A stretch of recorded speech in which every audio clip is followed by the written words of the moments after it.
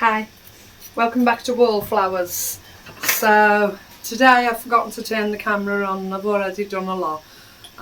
Yesterday, exactly the same thing. Plodded on, forgot to turn the camera on. So basically I'm just doing veg prep and trying to make the most of all the vegetables either I can buy whilst I'm out or that we've got coming through from growing in the garden. So yesterday I made a courgette soup. So we've got courgettes, potatoes, carrots, red pepper, herbs and a stock, plenty of black pepper. It was really nice, so we had that for yesterday's evening meal with some nice crusty bread. Now today's time, it's Sunday, traditionally we have a roast dinner. So I've got a bit of belly pork. I don't know if you can see it very well. Got a bit of belly pork in the oven for the two of us and some roast potatoes. I've glazed the belly pork with some honey.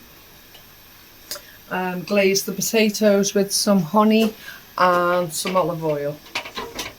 We'll just have some cabbage as a side. So yeah, presented as a roast dinner, but with a twist because it's Wallflowers. So we're going to use leftovers of yesterday's soup and pour that over the top, and it'll be absolutely delicious, an abundance of flavour and lots of different vegetables. So here, let me show you what I've already done. I've picked all of the green beans that are available in this flush, and I've got myself 4 more jars of the green beans. In these ones I haven't put lemon in today. In these ones I've just put half a teaspoon of salt and topped up with purified water. They're yet to go in the canner. I've made 2 jars of salsa. So in the salsa we have an onion, some tomatoes that we weren't using that I wanted to use up, and again a red pepper that was just about starting to go wrinkly, so I thought get that used up. And I didn't think I'd get 2 pints out of it. I thought I may get 1 full pint and maybe a little bit we could use with a sandwich later on today. But yeah, 2 jars. What herbs did you put in? I've actually put half a tablespoon of paprika and a tablespoon of basil, and I'll just use them whether we make they can be brought out for sandwiches, dips, whatever, to use that way, but generally I tend to use that in making a spaghetti bolognese or doing any other pasta dish or cooking along with a casserole or anything like that. So versatile. I don't add chilies, I don't add any flavours that we wouldn't enjoy, so it's just a simple tomato, onion and pepper, yeah, with herbs and stock. No stock, sorry, just with herbs. And some more of the cherry tomatoes out of the garden. So just pop them all in a jar and they'll go along with the others. We'll pressure can them and they'll all go in for 25 minutes. At the moment I've got potatoes in the canner. We're going to do for 40 minutes. And I've got 15 pint jars of potatoes cubed, so they'll be brought out for different meals along the way. Now, I don't know if any of you remember, I actually bought a big box of baking potatoes, and if I remember correctly, I think I paid £1 for the box. And we've used a few in between. Some we've used for mashed potatoes, some we've used for chips, some we've actually had jacket potatoes with, and the rest we're beginning to sprout. So rather than leave those go to waste, we've peeled, chopped, and now they're being canned for the pantry. So trying my best to get as many good vegetables on the pantry shelf stocked up for the winter. A lot of us are expecting the winter to be quite extreme this year. Fuel prices are threatening to go back up again. Lockdowns are threatened to be on the horizon again. Different diseases, or the same disease as last time but with a different name. A disease with a new hat. What's that? A disease with a new hat. A disease with a new hat, yeah. And this type of medicine back on the horizon again. So people like myself and other people are presumed to be under the threat of severe lockdowns should we not take this form of medicine. So it's all up in the air. We don't know what to expect, so prevention's better than cure. So at this stage, although I don't call myself a prepper, I just like to be prepared. And organised, yeah. I'm actually taking time to make sure that I have what Mr. Wallflowers and I need and will use on a regular basis. So the onions I'm not actually canning. I'm doing the onions in half moons. They're going in the freezer. Even longer back, you will remember, dedicated followers of the channel will remember, I got an enormous tray of onions just for 50p. I put some out in the garden and I've been enjoying the greens coming from them, because of course the onions themselves would not grow any further. I've done pickled onions with them. I've eaten them in countless meals, and the rest were just languishing in the fridge. And I thought today, no more. So I pulled them out, and a few of them had gone really hollow and crispy, so those ones have been thrown away. Into the compost. Well, into the compost. When I say thrown away, nothing ever goes in the dustbin to go to landfill. If we can prevent it, thrown away to me means thrown in the compost bin. We get the luxury of that soil and anything that may grow in it. But yeah, so I'm still working through a 50p tray of onions, and these are all the good ones left. So I'm going to do a little bag of the moon shapes again, of red onions in the freezer, and a bigger bag, maybe 1 or 2 of the white onions. A short while ago, even in the initiatives, I was struggling to get any white onions. And I go to several food initiatives, and each and every one of them had a shortage. We could get red onions, we could get spring onions, we could get leeks, but there didn't seem to be the classic white onion. And I do prefer to use a classic white onion if I'm making a meal. I like the smell of them when I'm frying them off and things like that. I enjoy all the others, but I do like classic white onion. So when they come back, I started collecting again. So we used to keep onions, we still do, in the fridge. It's just where I prefer to keep them, in the veg rack. And sometimes they'll come back and they'll go black in the middle, or they'll just dry out again and they'll go hollow. So prevention again is better than cure, rather than waste the onions, because if it does become a shortage of white onions again, I'm going to make sure that I have a regular supply in the freezer. So if you just let me get rid of this waste into my compost bin.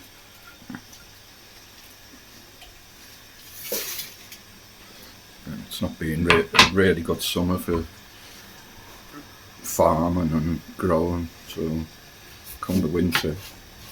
If you can hear Mr. Wallflowers, he's saying it's not been a tremendously good year for farmers and growing vegetables this year. Some have been good and some not so good. We can't complain on the tomato front. We've been doing okay, but compared to what we've had in previous years, it's literally drips and drabs. But we've still managed to be eating some on a regular basis, and as I say, can some. So I think that's my 5th or 6th can of cherry tomatoes put away for the winter.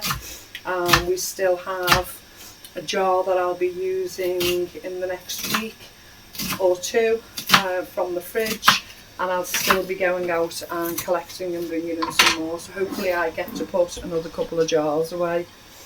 Now, some might say, well, because you can get vegetables, 5 different types of vegetables for £1, and you can so freely get your vegetables in abundance, why would you bother with all the energy and the cost of the fuel to prep them, to can them, to preserve them, to freeze them. The simple reason is again back to this: waste not, want not, prevention's best than cure. I can only eat so much, and I can provide for myself, I can provide for the family, but should the proverbial cow dung hit in come the winter months, come November, December through till February and beyond, I'll have stock. I'll have food to be able to provide, to fill us up well, to make soups, to make stews, to make nice tasty meals, and I'll have it here. Should anything happen with lockdowns, with Mr. Wallflowers not wanting to take certain types of medicine, should he lose his job this time round, should anything happen to either of us, that abundance is there, it's preserved, it's beautiful food. Why not? Why not? If you've got a skill, use it, I know many of you watching today will be preserving on a regular basis, and I know there'll be a few of you that have never really prepared to a level of actually sustaining 6 months, 12 months of food ahead. That's always been our plan, not for war scenarios, not for whether you call us conspiracy theorists or anything like that, just because that's the lifestyle we want. We don't have expendable finances, so we can, if none of this happens that's being projected to happen in the winter, we could take quite a few months off, not buy any food, and invest that money into something else we need. Mr. Wallflower's vehicle, for instance. Now, we bought it on a finance programme over 10 years ago. All fully paid for, it's completely ours. I think 12 months after we completed the payments, is it 12 months or 2 years since we completed the payments? It's been about 3 years now. Well, 3 years after completing the payments, the seals have now gone, and we have an oil leak, which is really, really severe. So severe that we're struggling to go out of town now.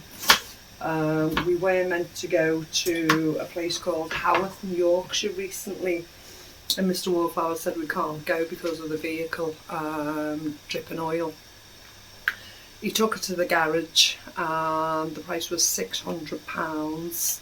Now, because we've had the vehicle, how long? 10 years. We've had it 10 years. We've spent £10,000 on it, if not more. That's what we paid for the 5 years ago.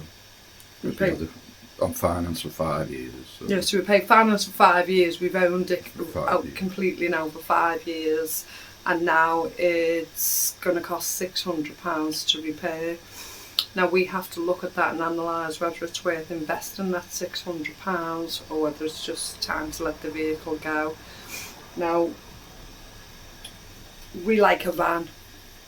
It's so convenient should ourselves, the boys or a friend need a piece of furniture moved, need to do something that requires the space of the back of the van. We do enjoy having a van, and I personally enjoy having the van.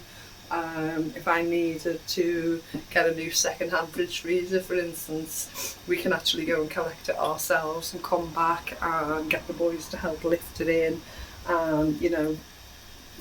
Major problems aren't there, and we can do that on very little finance.